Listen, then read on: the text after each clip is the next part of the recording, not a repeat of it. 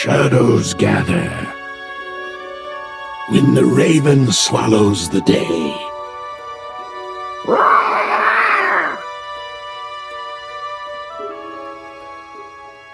Good morning, good afternoon, and good evening. This is Rambeard, and I welcome you to the fourth and final part of the Legacy of the Arakkoa video series.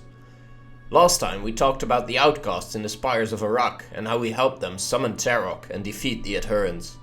There are quite some things left to discuss, however, so sit back and enjoy. As you quest around Arak, you've probably seen Rukmar fly around. She flies around Skyreach and occasionally gets empowered by the false sun on top of Skyreach. Note that we did not destroy this false sun, as Vyrix used it during our encounter. I'm not really sure why, but we think it's a good idea to kill Rukmar. Rukmar was never evil, that's why I don't understand why we see her as an enemy. Maybe because she doesn't stop the adherents? That would be slightly short-sighted, but oh well. With a full raid group, we stand a chance against the powerful god. And just how we've killed Anzu on Outland, and how we killed Sethe on Draenor, we now kill Rukmar. We are such god killers. We celebrate in Val Tarok as pretty much all adherents are now defeated. You might imagine that some of the Arakkoa did not agree with the adherents, but didn't dare to speak up in the fear of being cast off of Skyreach. With the defeat of the adherents, these Arakkoa come to the outcasts in peace. A group of Arakkoa and outcasts form a new faction together, the Order of the Awakened. This faction seeks to mend the bonds between Arakkoa and outcasts and create a peaceful society. I just realized that one of the vendors is called Dawnseeker Rylak. Well, maybe this is Rylak the Redeemed. You know, the guy from back in Shatrath. Not really sure, there's not really any evidence or whatever, but an interesting thought. They gather Apexis crystals to create machinery that would help them in the creation of this society. You would think that all is well now. No more adherents, peace between Arakkoa and outcasts, Sethek defeated and whatnot. But remember Iskar. Iskar's thoughts on us being linked to Tarok got him to be rather pessimistic. Thoughts of his former glory as an Arakkoa filled his head. He became unruly and eventually went missing, taking the Eye of Anzu with him. I would like to quote the end of the Apocrypha, where we read about Rashad telling Iskar's story. The ancient Arakkoa had known that having light and dark in equal measure was natural. Only together would the outcasts and their winged cousins succeed. Now, finally Rashad's kind was realizing that. Most of them at least. He wasn't sure if some, like Iskar, had seen reason. Iskar's life, much like Vyrix's, had changed after he discovered the truth about Tarok. Although crippled and exiled, he had risen through the ranks of the outcasts and had become their leader. In recent years, Rashad had sensed something dark growing in Iskar, a quiet longing for vengeance and power. Perhaps it had been born during those final days in Skyreach.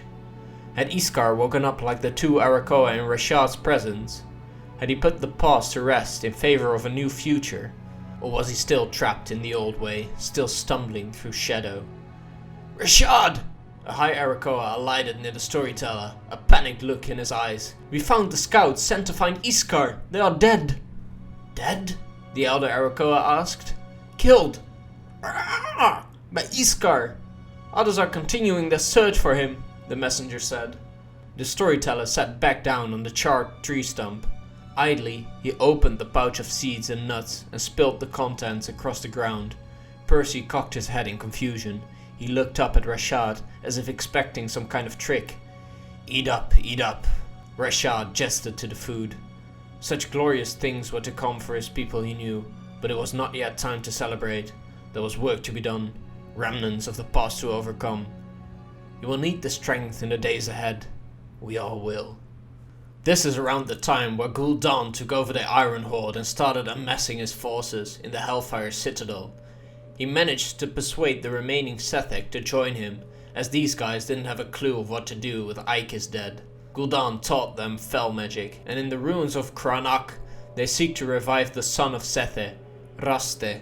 When we've set up a base in Tanaan jungle, we receive a surprising visit of Rashad. He tells us that he thinks Iskar might have followed some of the Sethek into Tanaan. The Order of the Awakened is actively helping us in Tanaan, and we go to one of their outposts with Rashad, Akhtar's post. Leading this post is Akhtar, who has been looking for Iskar. He says there are no signs of Iskar in the ruins, so we set out to gather clues. We find a scroll addressed to Iskar. "Come to Tanaan, assist me, and I will return you to the skies." Then we find the final clue, Iskar's Tome of Shadows. Iskar has written notes, and they show light on what has happened. They state, "I continue to search for a cure to the curse of Sethe. If Tarok was restored, I would not be in this situation. Damn Rashad. I was contacted by an orc that identified himself as Gul'dan." So Gul'dan wrote that letter to Iskar. "He has a cure for the curse. I must travel to Tanaan to search for the location of this cipher of his."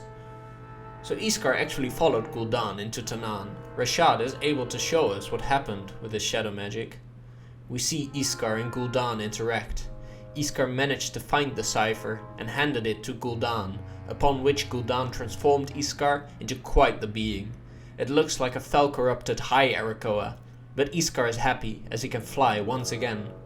Sethe's curse traded in for fel-corruption. Oh well.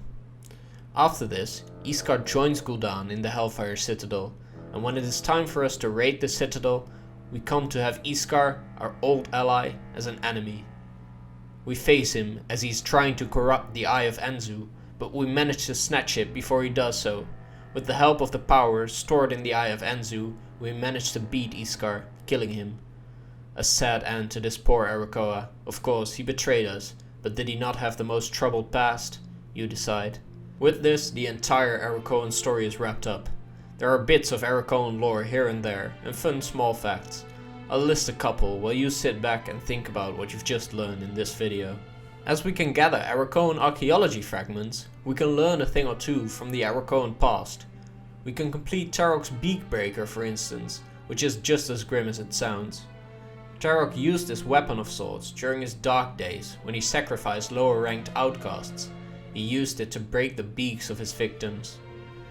If you gather a lot of Apaxis crystals, you can turn them in for a mount in Tanaan Jungle, offered to you by the Order of the Awakened.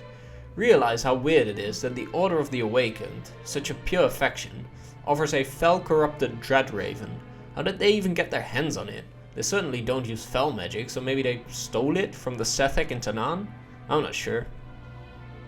There were obviously Apaxis crystals back in the Burning Crusade as well, but in our timeline the outcasts never found a way to use them. Some of the outcasts did make their way to Gorgrond, our Blage's mountains on Outland, and they set up some vels around the area. An interesting vel is Val Ruan. There is namely an outcast vendor in Val Tarok by the name of Ruan. I thought maybe he escaped Arak before it was destroyed in our timeline and created Val Ruan. It could also be coincidence, of course. If you get enough reputation with the Arakkoan outcasts, you can actually get Talon Priest Ishal as a follower. How about that? Killing him in Outland and working together with him as a bodyguard on Draenor. Such is life, I guess. You can also recruit Talon Guard Kurak from Talon's Watch by talking to him after having completed the Arak questline. But oh well, that's all I have. Feel free to post any other fun bits of unimportant Arakkoa lore down in the comments. I sincerely hope you enjoyed this series just as much as I enjoyed making it. The Arakkoa lore is amazing if you ask me, but I think we've had our fill for now, and I don't expect to see a lot more added in the future. Thank you so much for watching, and have an amazing day. Goodbye.